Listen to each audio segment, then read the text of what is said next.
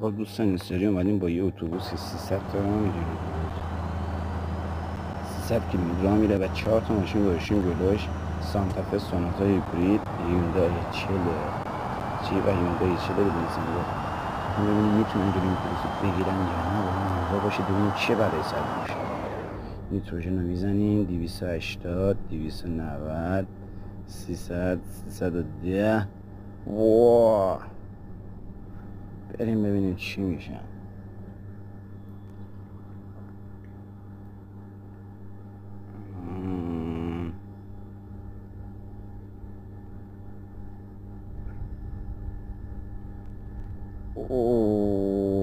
اولی که اصلا هیدن شد، دومی هم همینطور، سومی هم همینطور، سانتافه هم نابود شد.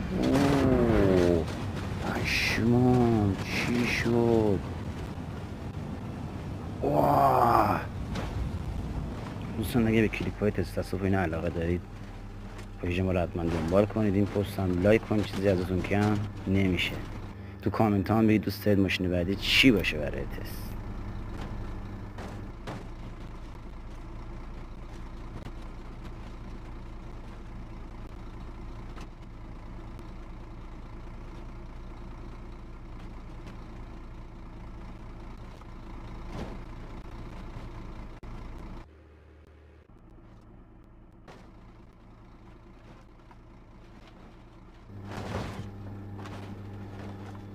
بریم برای حضر اتوبوسه ببینیم چی هم ماشین باقی مونده.